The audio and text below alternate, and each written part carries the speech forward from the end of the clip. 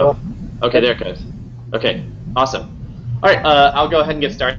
My name is Sean Beavers. I'm the Digital Information Specialist for West Morris Regional High School District, which is in Morris County, New Jersey.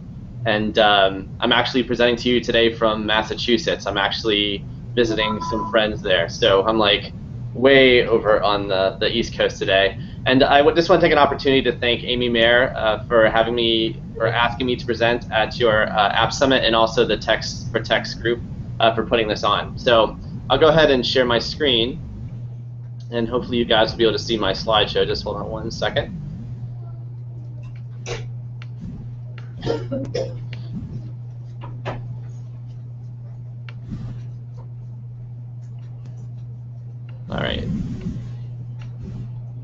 All right, so the title of the presentation is Powering Your Student Tech Team with Google Apps. And so what I'm going to be talking about today is a little bit about the Student Tech Team and Genius Bar that we have at West Morris Regional High School District, and some of the different tools that we use on a daily basis from Google.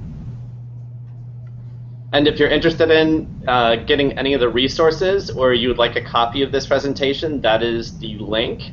So it's bit.ly, it's bit.ly/1 lowercase I, capital F, lowercase L, uppercase R, uppercase J, and then lowercase j. And I'll put that up there at the beginning or at the end of the slideshow as well. Yeah.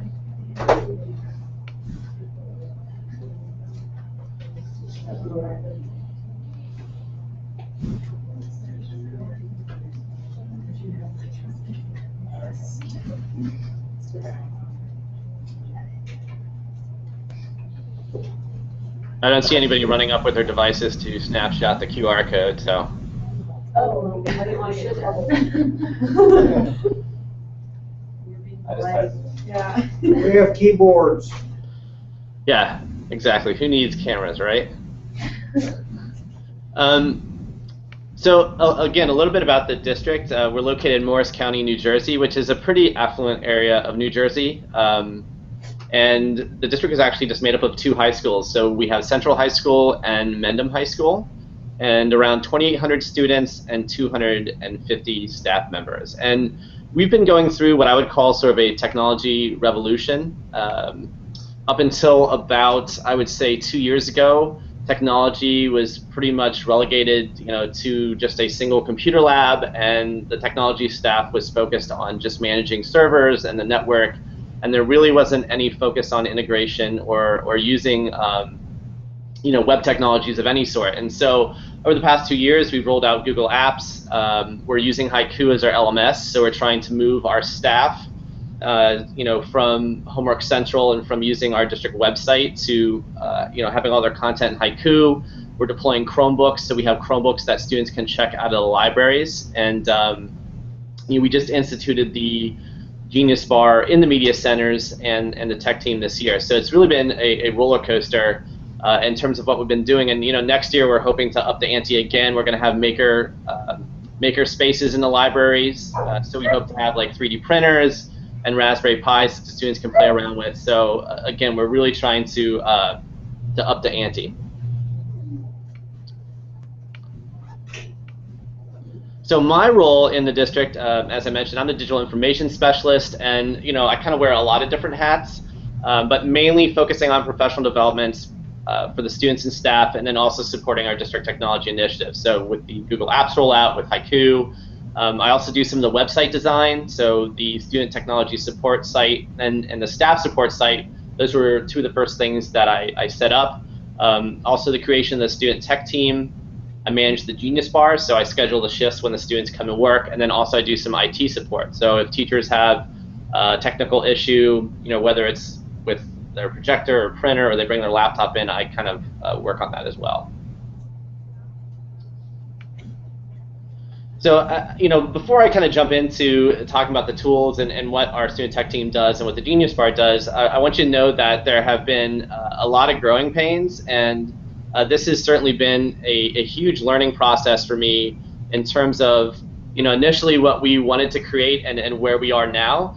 We had this idea. We wanted to have a Genius Bar just like the one that you would go to in an Apple store. How many of you have been to the Genius Bar before at an Apple store? Anybody? Okay, some of you. But I mean, you've like read about it in a storybook, right? Or like one of those fabric books when you were a little kid, you heard about this magical Genius Bar. And so that's kind of what we were going for, is we wanted to have this idyllic location where people could come and get tech support. And that really didn't happen because we're not a one-to-one district. So we have BYOD, and that, we didn't have a lot of people using it that way. We didn't have a lot of people signing up for appointment slots. So we kind of had to shift our thinking about what we wanted to do with these students who are coming in and volunteering their free time. So, if you are thinking about doing a student-led Genius Bar or a tech team, my advice to you is to really, obviously put a lot of planning into it, but realize that you are going to fail, and failing's okay. I've certainly stumbled and fallen along the way, but the important thing is I've learned from that, and I've learned from the students about what works and truly what doesn't.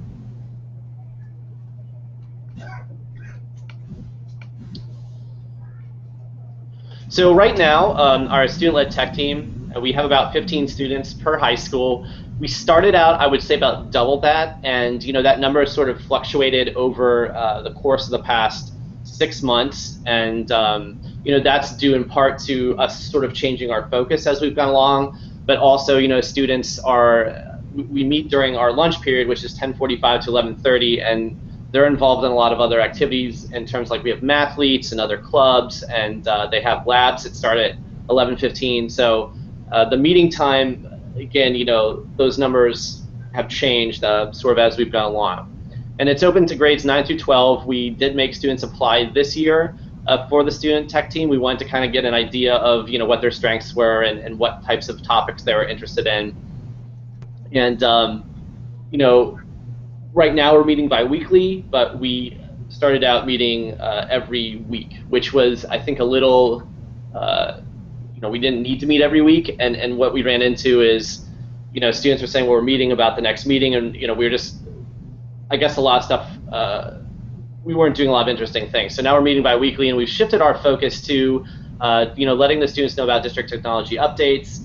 We've had some guest speakers, and also trying to pick some different topics that they can do during lunch. And so out of that, for our guest speakers, we've started this series called Tech Talks, which is, again, a play on TED Talks.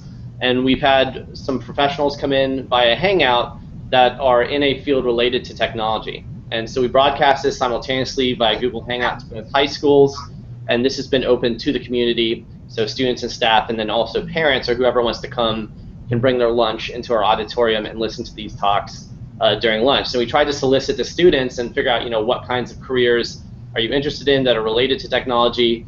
And so for this year, we've had 3 of them scheduled. We had a gentleman named Greg Radcliffe, who works for a company in New York called Phosphine Effects, and he does animation and CGI effects. Our second one was Jamie Kasip from Google, and the focus of his talk was preparing students for jobs that may not exist yet today. And then we're also going to have one in June, which is Adam Bello, who's the founder of EduClipper and Edutecher. And our goal for next year is to hopefully do one of these about once a month, and pick a variety of different fields. So it may not necessarily be related to technology. We had students who were interested in biomedical. We also might have, for example, a lawyer come in and talk to the students, but we're going to continue that series next year, and that's been really popular. Students are very interested to hear what kind of skill set or what they need to do to prepare for these different computer science related fields.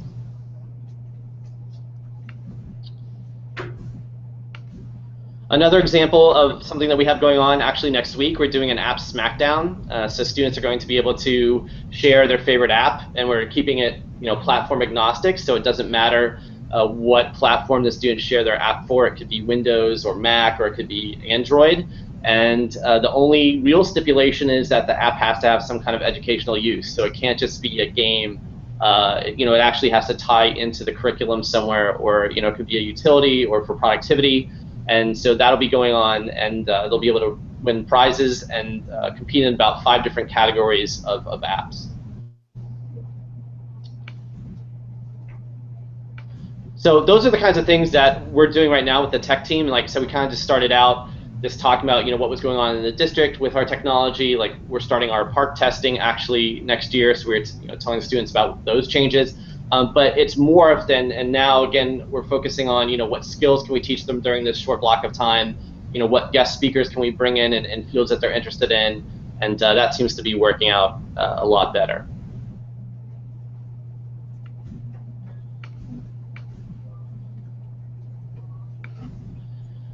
All right, our Genius Bar is about 5 students per high school, and again, this is also grades 9 through 12, and students volunteer their time. So whether they're in IRT or it's their study hall, most students come in at least once or twice a week, and we are open Tuesday through Thursday. So that means that any students or staff can schedule appointments with our students, and they're in 30-minute increments. And if they have a tech issue, they can come and see them. And the idea is if the students aren't able to solve that, I would say within 15 to 20 minutes, then that issue will get passed on to our IT department. And if they're not, working with a staff member or student on technology training or helping them with an issue, they're out in the high school either doing some type of inventory, or they're imaging Chromebooks, or they're working on projects in the media center. So there's always something for them to do.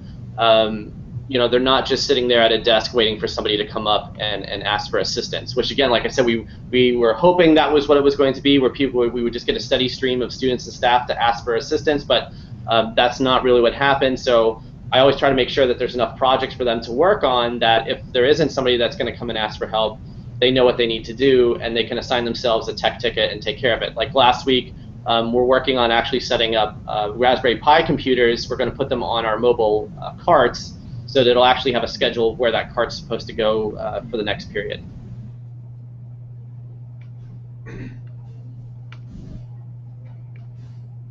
So some of the other projects that we've worked on, we did digital signage this year in both high schools, and we started out trying to do that with Chromecasts, and that didn't work too well because they're kind of hard to protect in terms of people sort of hijacking it and projecting other things on the monitors. So we shied away from the Chromecast, and now we're using Apple TVs.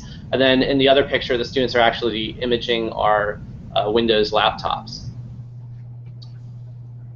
Other projects that we've done, they've worked on installing software and drivers, also helping teachers with printer and scanning issues, posting educational articles on our blog, doing screencasts, and then also setting up the Apple TVs and Chromecasts. And that's just a small sampling of what we've done. And we really didn't take any time out to train them. We just figured that if the issue arose, that we would just go ahead and do the just-in-time training when they needed it. So with those Dell laptops, I had students switching out keyboards and switching out hard drives, and I showed them how to do that probably 10 to 15 minutes before they actually started doing it. Again, I didn't take a lot of time out.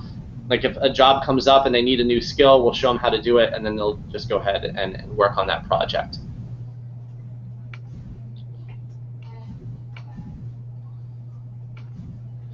So these are all the different Google apps that we use on a daily basis, and I'm going to just try to focus on just a few of these.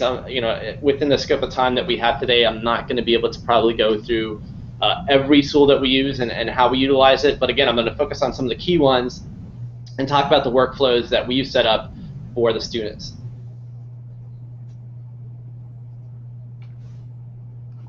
So Google Sites really is the glue that's sort of tying everything together. And the wonderful thing about Sites is that it ties into all the other Google tools, and even if there's something else that you want to add to a site, it's pretty easy to add it with some of the gadgets that are available with Sites. So everything that is going on with the Genius Bar and with the tech team is all incorporated into our Google site.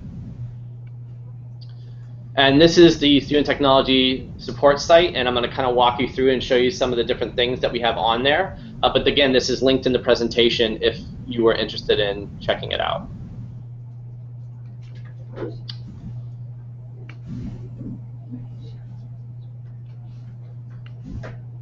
So this is what the site looks like, and let me make sure I've got that pulled up there. Excellent. All right.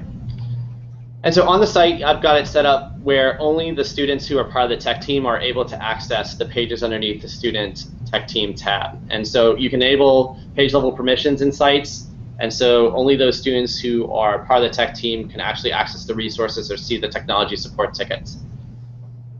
So if I go to Genius Bar, I can show you what this looks like. Anyone can access this. Now this is for the students, but in there, I'll go ahead a week. That's where anyone can book an appointment slot. And so the tool that I'm using for this is You Can Book Me, and I'm going to share with you a little bit later on how this all works. But the calendar is basically embedded in here, and then anyone can click on a time slot and reserve that for a Genius Bar appointment. And so when it pops up, it'll ask them to put in their name, their email address.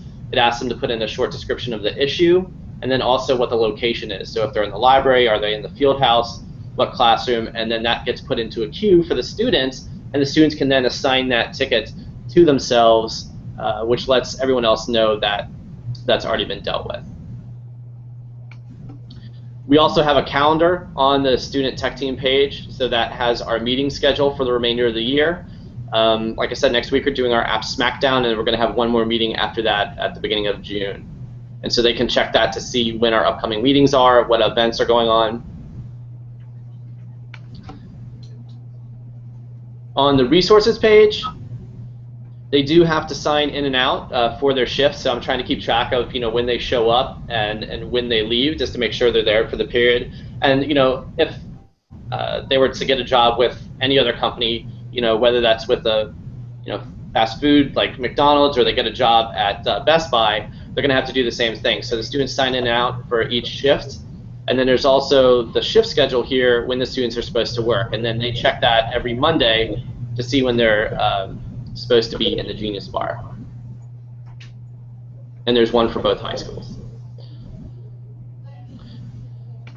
And then the last piece of this that's incorporated into our site is the Google Groups. I'm using Google Groups for the tech tickets. And so what happens is when somebody fills out that form, it actually puts it right into this queue here. And then students can actually check off whatever the project or assignment is. They can go up here, and then they can assign it to themselves. So that lets the other students know that somebody's in charge of whatever that project or that tech ticket happens to be. And when they're finished, they can mark it as no action needed, so we know that that's been completed.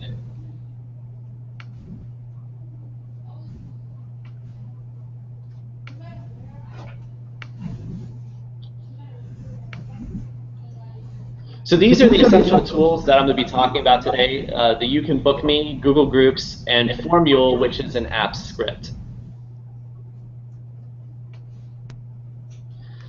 So I did think about using some of the other tools that are available for doing appointment slots, and of course appointment slots and calendar seem like a logical fit. But there are a couple of issues with this. One was that if we're trying to have appointment slots every 15 to 30 minutes, they're going to overlap, and so it's not really visually pleasing, and it would be hard for somebody to kind of figure out and click on which one's available and which one's not. So that was one of the issues. Also, it really doesn't provide a way for somebody to adequately enter the description of the issue that they're having. So they can't really type in there, my computer's frozen, or my printer queue needs to be cleared out. There's really no room to do that, and that doesn't provide a way for those appointments to get dumped into a queue, so the students really wouldn't have a really easy way to know who was signed up and who was coming to the Genius Bar during their shift. And so that really wasn't, at least in our case, was not going to be an effective way for us to do that.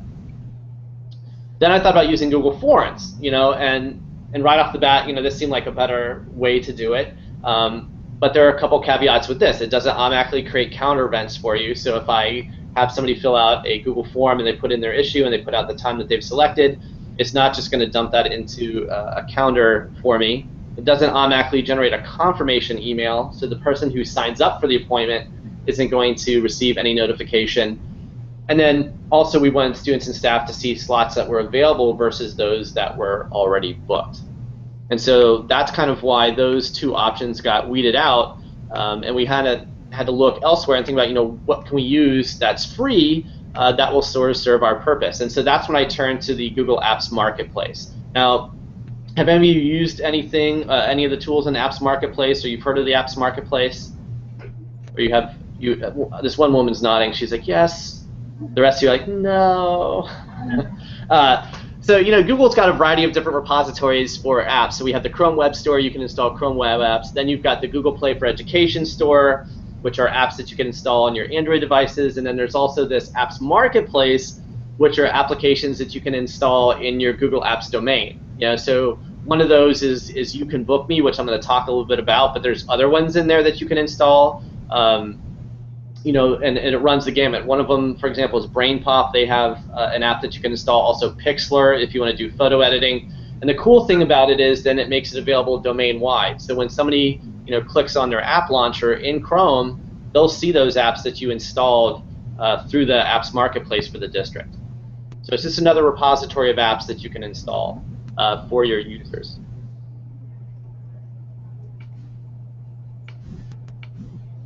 So that's what I looked at. I thought, okay, what's available in the Google Apps Marketplace? And looking through the different calendar applications, the one that stood out to me was You Can Book Me. What's great about it is it's free, and it'll do everything that you'll want it to do or that I wanted it to do.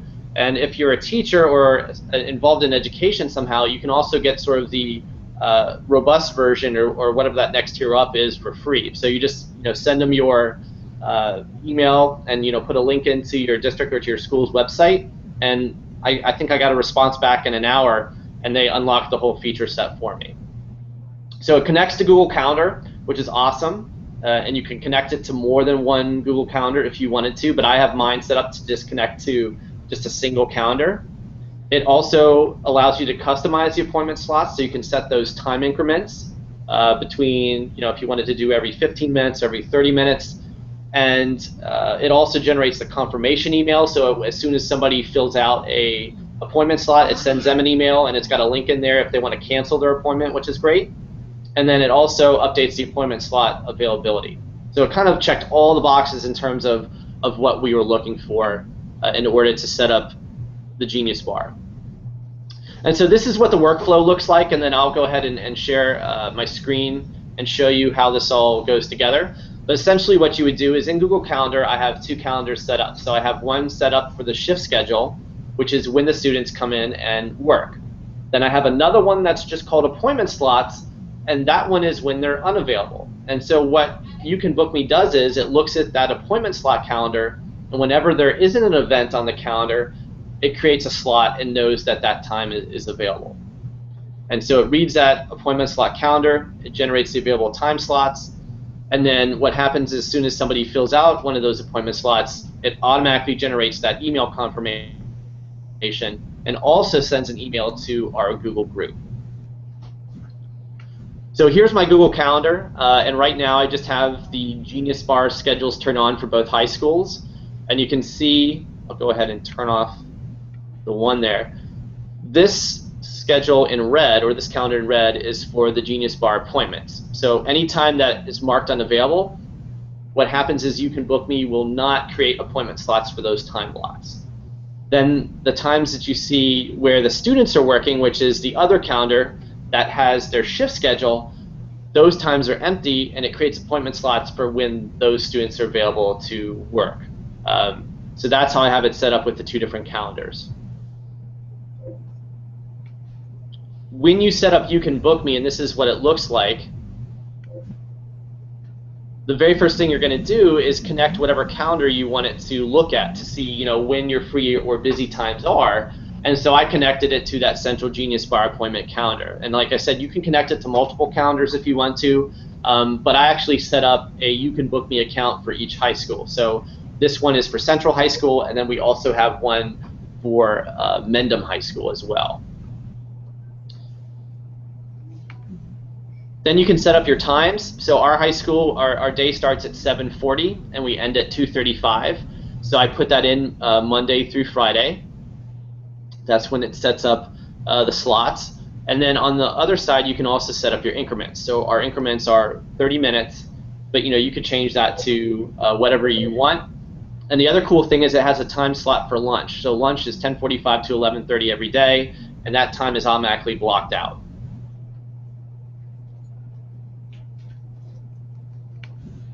Then you can create your booking form, and this is what happens when somebody actually clicks on the slot. Your booking form pops up, and you can choose whatever fields you want to put in here. So the only three things that I collect, it's just your name, the person's email address, and then the description of the issue.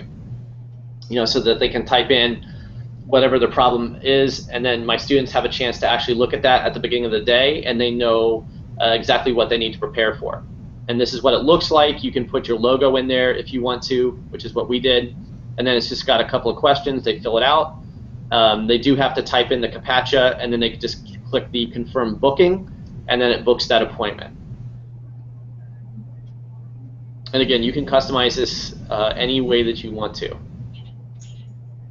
And then the last piece, which is probably the most important, is you can have it send you an email alert, and then it also sends an email to the person who booked the appointment, and ours sends an email to this address. So you can actually type in the address that you want the email to go to, the alert that you receive. So I didn't put in my email address. It actually goes to this one called centralgeniusbar@wmrhsd.org.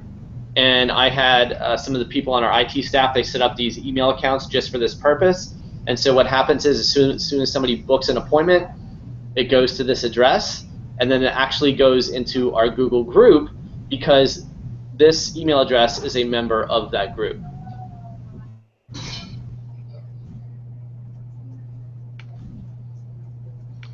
And so this is what the email looks like. This is actually the one that I receive. It's not the one that the person who books the appointment gets, but it just shows the time and date, and then there's, then there's a description of whatever the issue happens to be and who submitted it.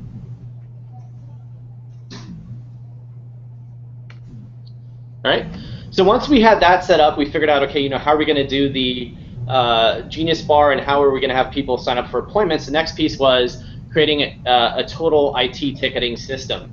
And again, this is what we're using. There are other apps in the marketplace that will fill this need, but this is kind of what worked best for us. What we use for the district is something called SchoolDude, and I don't know if anybody there has heard of SchoolDude, but that's what the staff uses to submit IT tickets, or if they have to have somebody from the maintenance staff assist them. And so we really, maybe next year we might look at using that for the students as well, but as it was this year, everything was just sort of set up just for the tech staff and not really for the students. So trying to figure out, how can we create a ticketing system for them, I had to combine a variety of different tools. So we're using Google Groups, and in conjunction with that, we're also using Google Forms and an app script called Formule.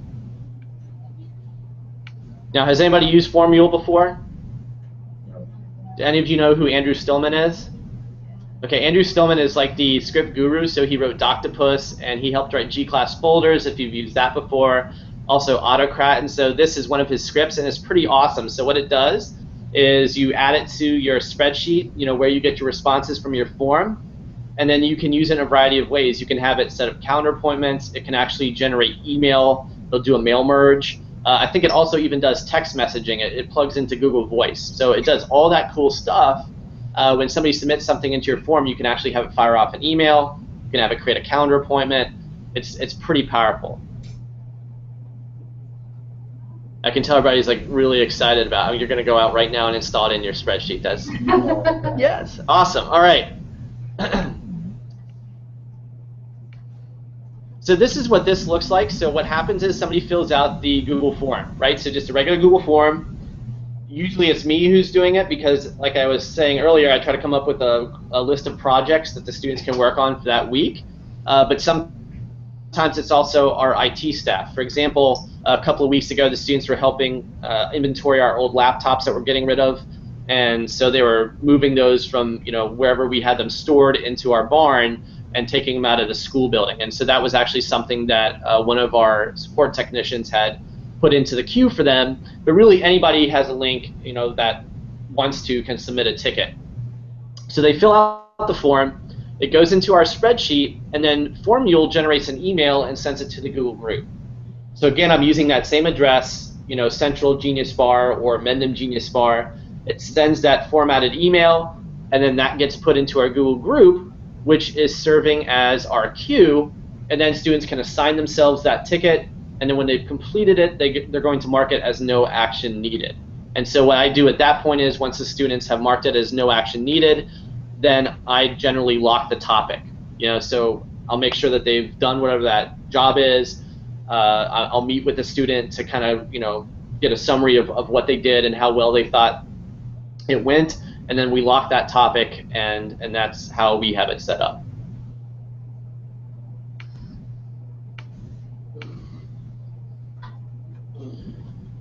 So Google Groups for Business, it's the same thing as Google Groups. I mean, there's really no difference between the two of them, but the way that we have it set up is as a shared inbox. And if you wrote down the link to the presentation, I've got that directions on how to do this linked here.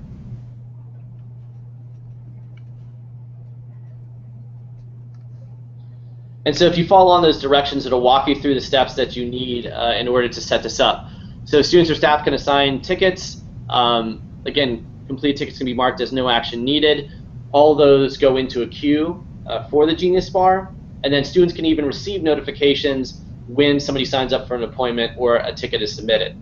So within Google Groups, you can actually go in, and for each member, you can have it send them an email when there's a new post. And so that's what would happen. As soon as somebody signs up to come to the Genius Bar, those students who are working that day can receive an email notification. Google Groups must be set up, though, so that users can create their own groups. And so I don't know, depending on how your district or school has that set up, you may want to find out if you're able to create the group yourself. And if that's not the case, I would, if you're interested in using this, I would ask your IT staff if that's a possibility, because otherwise they're going to have to set it up for you, and it's going to be difficult for you to manage if that's not your role, if you're not the technology coordinator.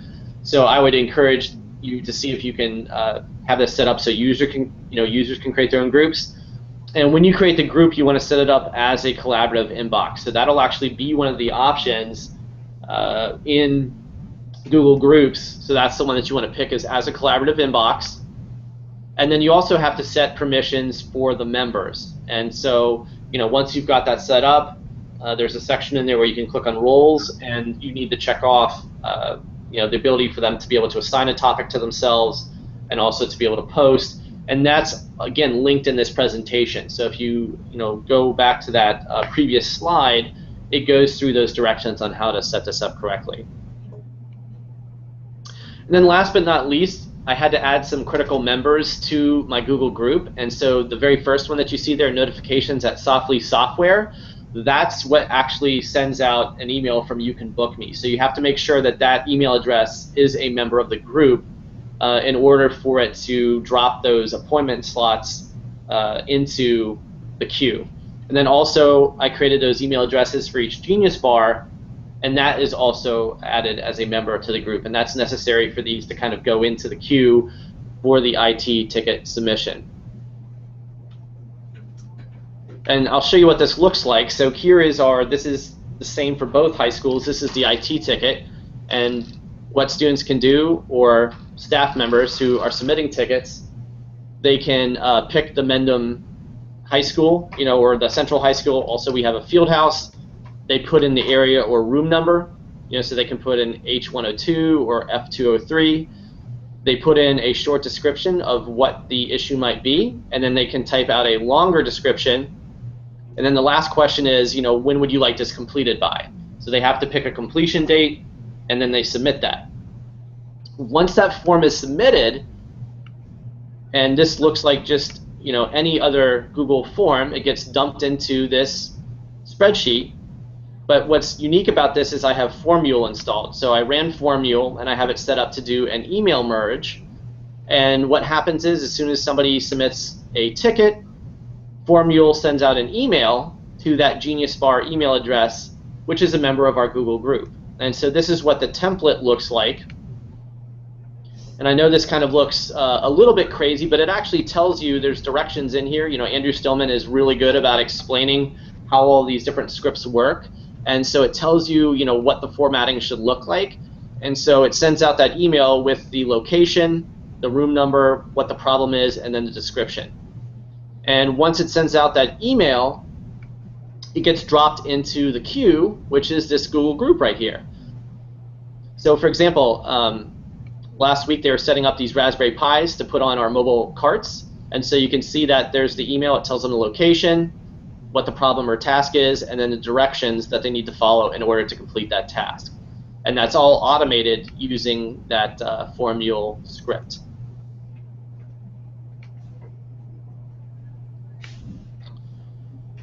And the ticket is linked in here, so I've included a link to the form for the IT ticket if you're interested in making a copy of that.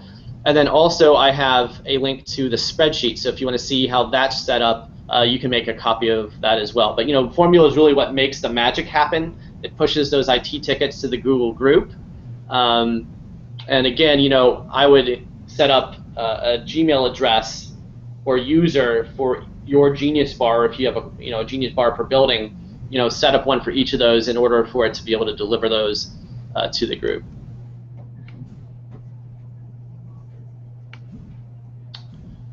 So if you wanted to try this out and actually see how this works real time, I put this link in here. So for those of you who are on a device right now, if you're on a Chromebook or iPad, or maybe you're on your cell phone now, if you have a Motorola Razr or a Nokia Candy Bar phone, you're probably not going to be able to do this.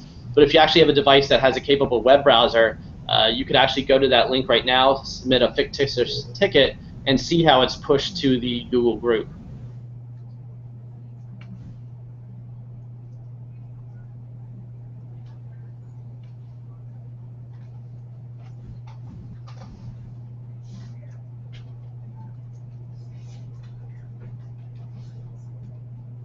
And I'll actually leave these in there for the students next week, so make it really hard. Like, I want you to make a wireless network out of Kleenex and tinfoil or something like that, and we'll see what we come up with.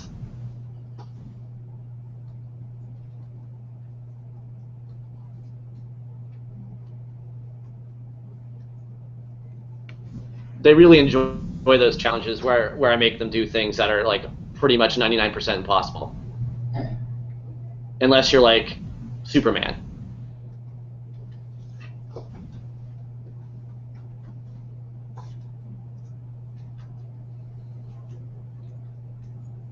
So anybody get a chance to submit one? Anybody working on a really difficult tech issue?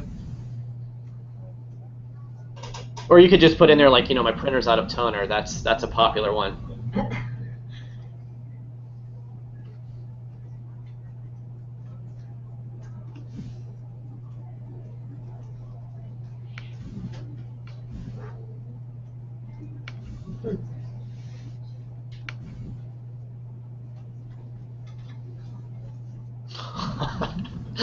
Oh, that's good. Somebody put in here lack of caffeine.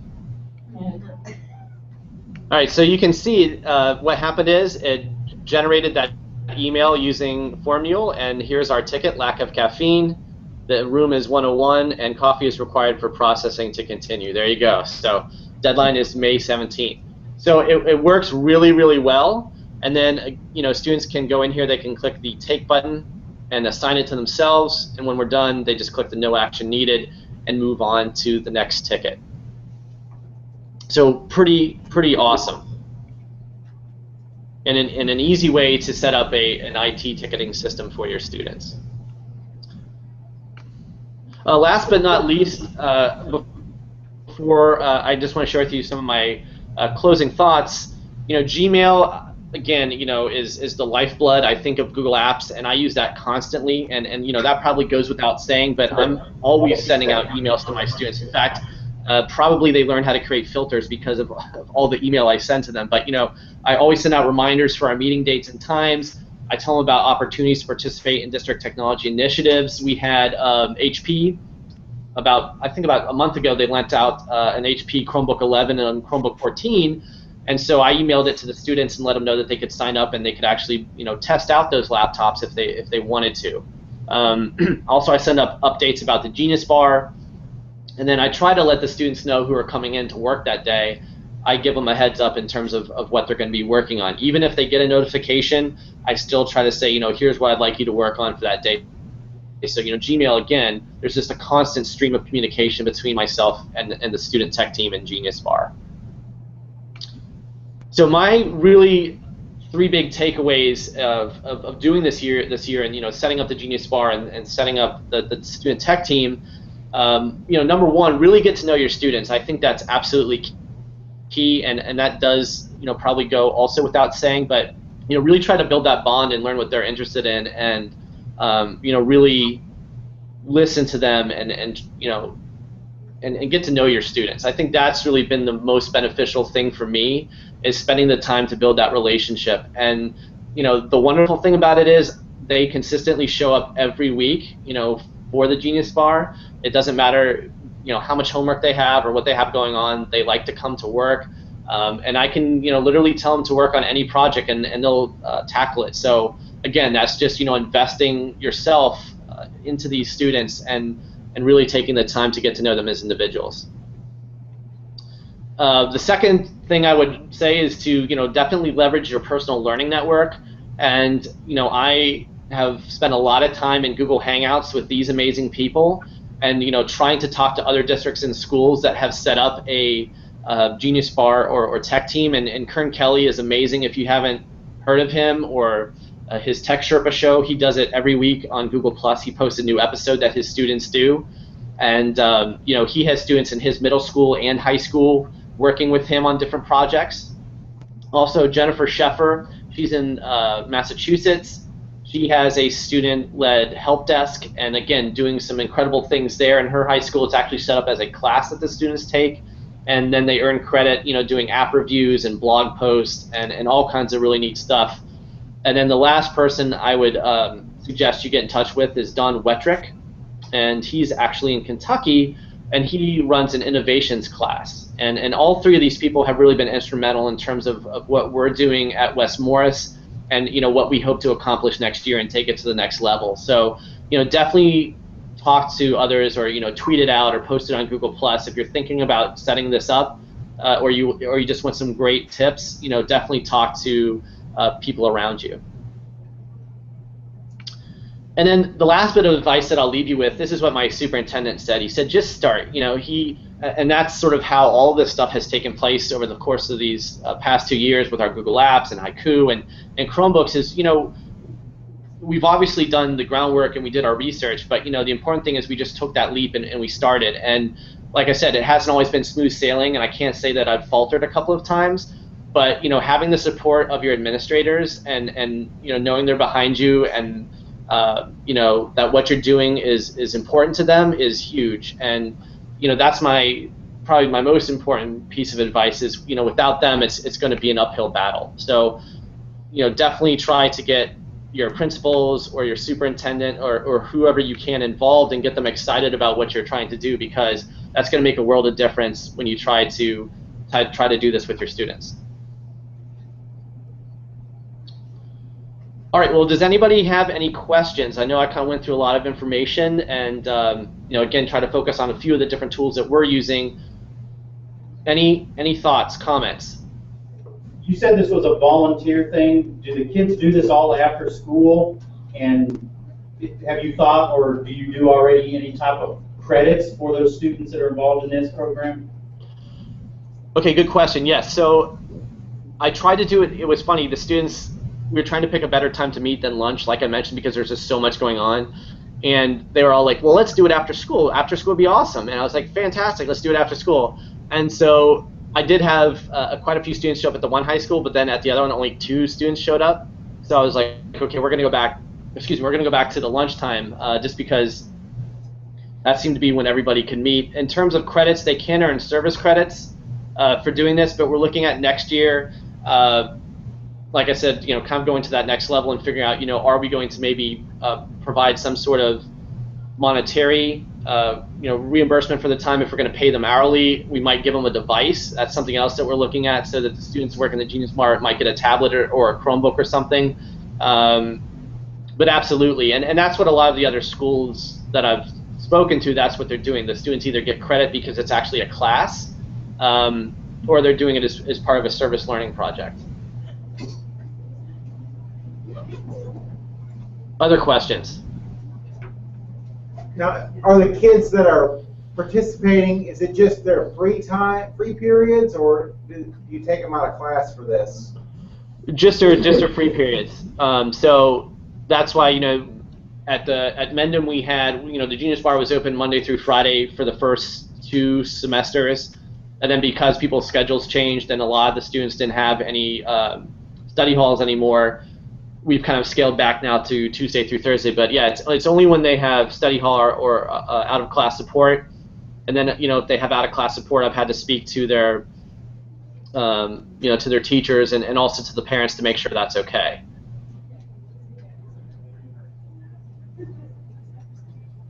Anyone else? All right, well, listen, thank you guys so much for allowing me to join you today at the Texas Google Apps Summit. And if you have any further questions, here's my contact info, and there's also the link again to the presentation. So, you know, feel free to reach out to me, and I would be more than happy to help you or bounce ideas around or whatever you want to do. Is this live recording? Is this going to be recorded somewhere? Yeah. Yes. Thank you. Thanks. Thank you. Thank you. Thanks. I got it.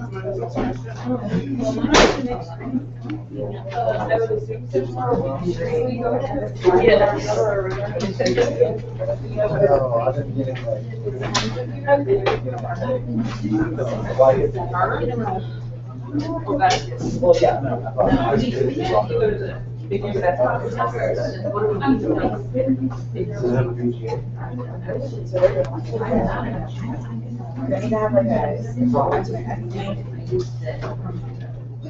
yeah, but it said it up in our presentation. Luckily, my grade is Are you done for money? no, I have a presentation at the end. Not this next one? It's not. You're in 6, right? We're in 4.